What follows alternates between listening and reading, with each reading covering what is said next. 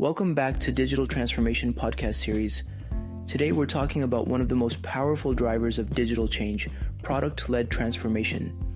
This is episode 3, Product-led Transformation Strategy into Execution.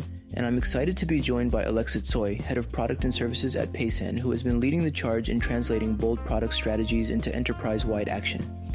And in this episode, we'll explore how product leaders align roadmaps with transformation goals, empower teams to execute, and ensure that every initiative is anchored in real customer value, not just internal efficiency.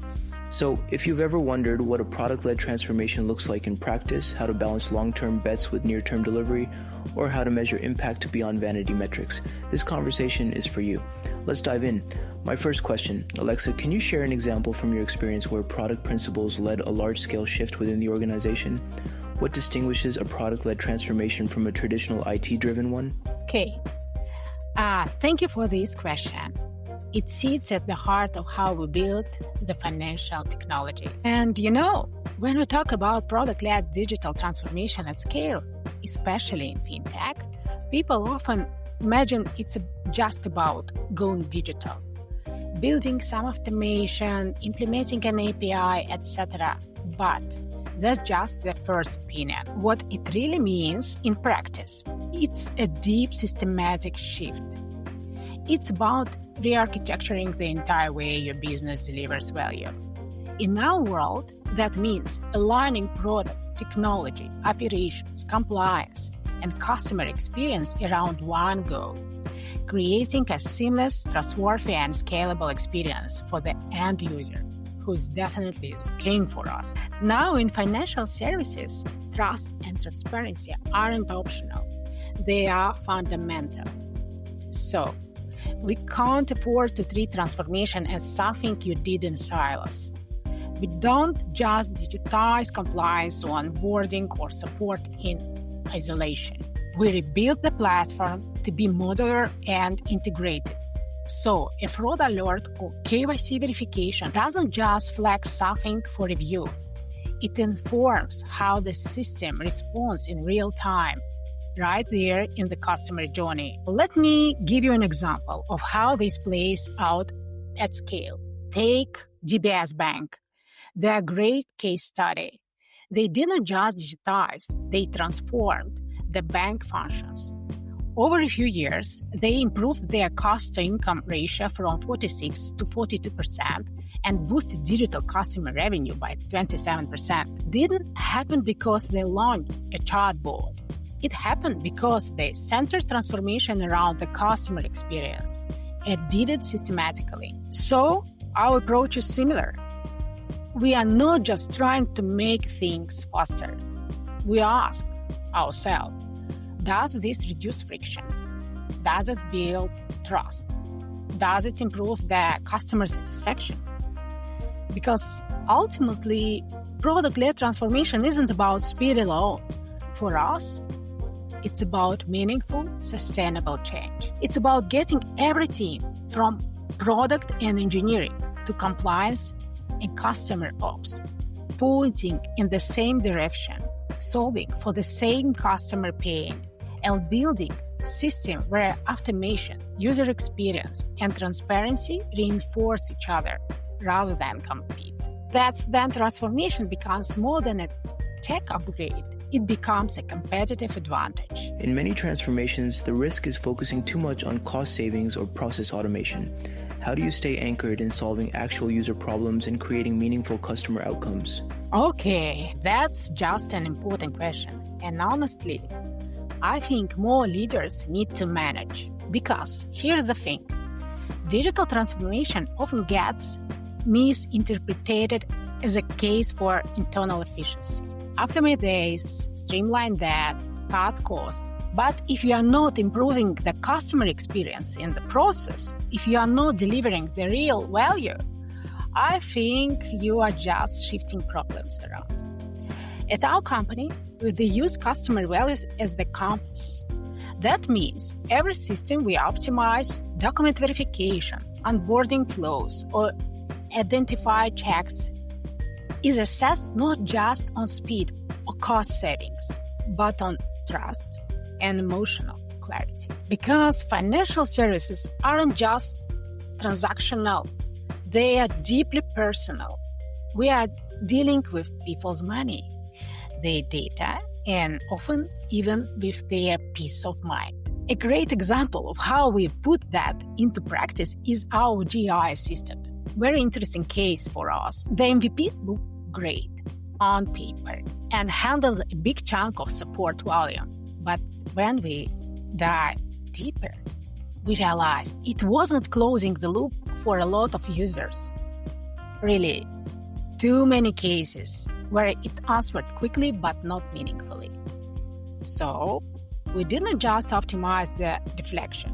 We went back, reworked the flows, built in beta escalation paths, and focused on full resolution. Because we are not just trying to lower tickets, we are trying to raise trust. This is something we have seen validated at scale. If you look at Intuit's transformation of TurboTax, they introduced AI and automation for document capture and customer support, but never lost sight of customer emotion. They maintained a high Net Promoter Score of 75 plus, even during tax season, by blending automation with live expert support.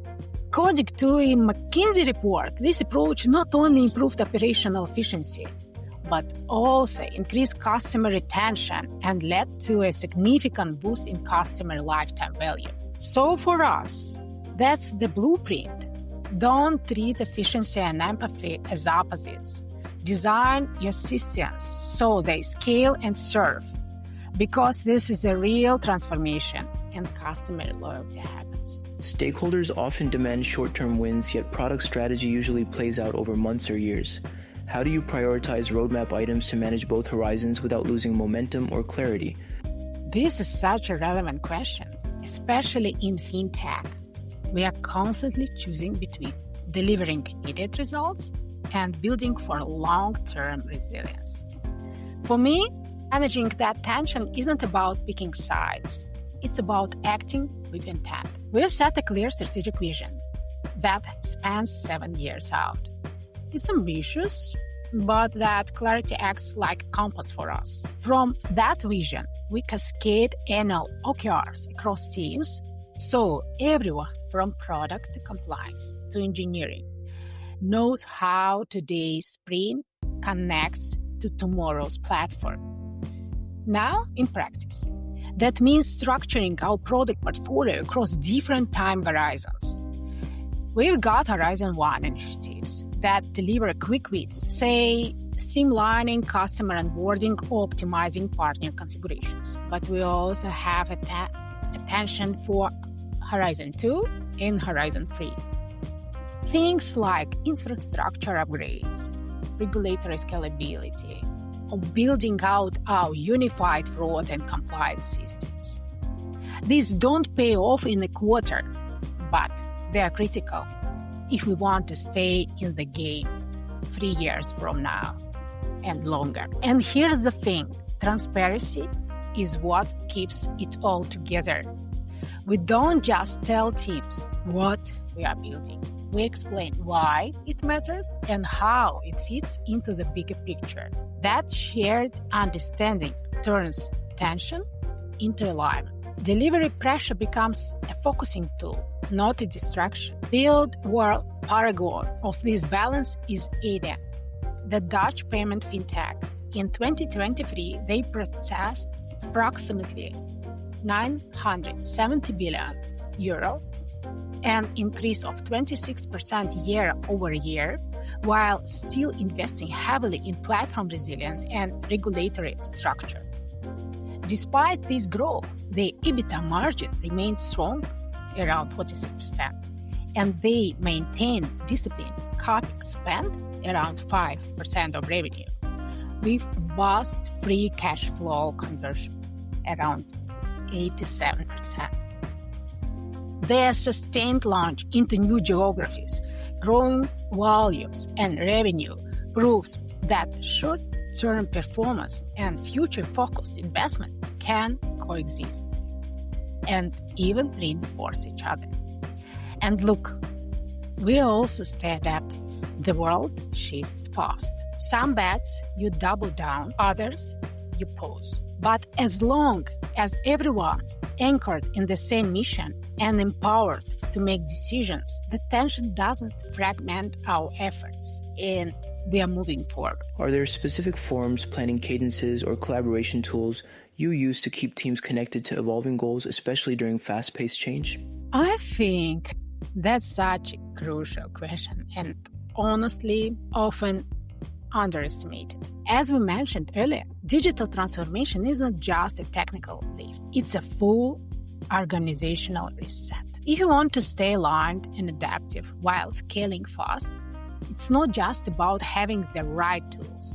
It's about creating the cadence, the clarity, and the culture that keep everyone pulling in the same direction. For us, that started back in 2021. We realized that as we scaled, we needed that I like to call structured autonomy. So we embedded OKRs at the core of how we operate, not just as a reporting tool, but as a storytelling framework. Every initiative, no matter how small, connects back to a tangible outcome for the customer, for the business, or for the wider ecosystem.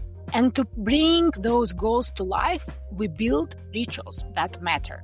Weekly check-ins with product and engineering to keep momentum and remove blockers. Monthly cross-functional deep dives so product, ops, compliance, and design are in the same room, learning from each other. And probably most important, a company-wide storytelling cadence. That's where they zoom out and ask, why are we building this? How does this contribute to the mission? It keeps everyone grounded in purpose. Now, what keeps this machine adaptive is the feedback loop. After every sprint or launch, we don't just move on, we pause, asking the questions ourselves. What worked? What didn't? What needs to evolve? That's how transformation becomes not just a project, but a habit. If you're looking for a real-world success story, here, ING Bank's agile transformation is a standout. They shifted over 3,500 employees into cross-functional squads, introduced rituals like stand-ups and retrospectives, and aligned everything to a clear mission. As a result, they saw a 30% of reduction in time to market and improved employee engagement across the board. The takeaway? Transformation isn't about adding speed. We can see that it's about building resilience, and that comes from culture, not just code. Nice. In your leadership role, how do you ensure that different functions work toward the same vision and aren't pulled in different directions by competing KPIs or team cultures? You see, sustained cross-functional collaboration doesn't just magically happen because people are in the same Slack channel or invited to the same meeting. It happens by design. And in our case, the design is very intentional. We learned that the most effective collaboration happens when teams stop seeing themselves as stakeholders and start acting as co-owners of outcomes. That shift from participation to ownership is crucial, and it's built on a few core principles: ownership, excellence, and customer-oriented approach. These aren't just motivational postures. They're things we hire for, reward, and we work every day. One of the most impactful structures we use is our OKR-driven operating model. By anchoring goals around shared outcomes, not just functional outputs, we ensure that product, engineering, compliance, ops, and design are all solving for the same value. And we take that seriously from day one. I personally take part in cross-functional hiring interviews, our version of a bar raiser process, not just to evaluate skills, but to make sure the people we bring in have the mindset and emotional intelligence to work across disciplines. That's how we build collaboration into the DNA, not as a process, but as a muscle. Let me give you a few examples that mirrors that approach at scale. Revolut's product CEO model. As they scaled from a disruptive startup to a global fintech super app, Revolut structured their teams into autonomous, cross-functional pods, each led by a product manager who acts as a local CEO. These pods bring together engineers, designers, data analysts, and other experts, sometimes even compliance and legal, who are collectively accountable for end-to-end delivery and performance of their product area. According to insights shared by Revolut's leadership, this model significantly accelerated product development, reduced coordination overhead, and enabled rapid experimentation across markets. It's a powerful example of how intentional team design, full ownership, and decentralized decision-making can drive both speed and quality at scale. So, at the end of the day, the secret to collaboration isn't more meetings. It's clarity. Then everyone knows what we are building, why we are building it, and how their work contributes to the whole collaboration becomes second nature. From your perspective, what are the most common points of failure or slowdown in a product-led transformation journey? Is it alignment, leadership buy-in, talent, or something else? In my experience, one of the biggest reasons product-led transformations tend to stall, especially in fast-paced industries like fintech, is when teams lose sight of the why. They get so caught up in the processes, the sprint cycles, the velocity metrics, that they forget that problem they were solving in the first place. What I call motion without meaning. Teams shipping features just to hit roadmap targets.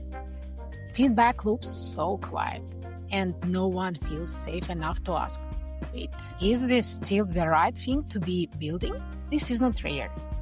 In fact, a well-documented case of this is BBVA early agile rollout. Despite the structural shift, many teams begin prioritizing delivery over discovery. They were doing agile with ceremonies, tools, and dashboards, but not thinking about the product. Teams were exciting well, executing good, but the backlog was filled with legacy assumptions and internal stakeholders' requests, not real customer pain. Roadmap delivery looked good on paper, but user outcomes remained flat. According to a McKinsey report, over 70% of digital transformation fail, and one of the top reasons are the lack of connection between the product roadmap and real measurable customer or business impact. Now, here's the good news. It's fixable. Sometimes the most strategic thing a team can do is to stop, take a breath, revisit the original hypothesis, look at customer behavior again, and just listen. We've made it a practice to run structured retros every few weeks, not just to polish process, but to ask what changed, what is still true, and where do we need to pivot. And honestly, that takes humility. It's a lot easier to keep delivering than to admit something isn't working. But real product leadership, it's about evolving with your user. Then the outcome changes. The path has to shift too. At the end of the day, transformation is not a straight road. It's a series of informed adjustments. And then those adjustments are grounded in data, empathy, and team trust. They're not signs of failure. They are signs you are doing it right. And my final question is, how do you evaluate whether your roadmap and execution are truly moving the needle? In other words, what combination of customer, business, and operational metrics do you find most valuable? Great question. Great?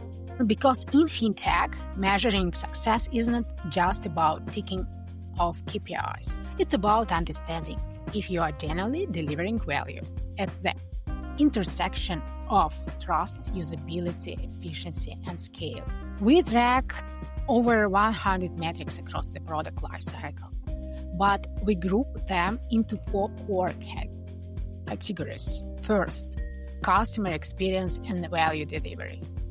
This is where metrics like customer satisfaction, resolution rates, and drop-off points, score reviews in the app stores really help us understand how the product feels to the user.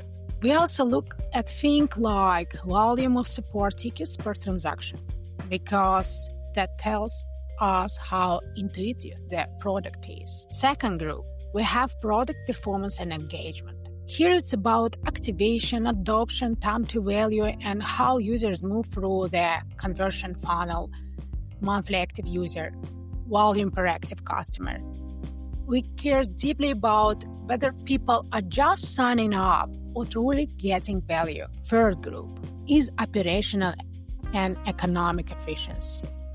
FinTech is a high-volume business, so things like automation rate, case resolution time, cost per acquisition, and ROI per tool are critical for understanding scalability and sustainability. And the final group, strategic scalability.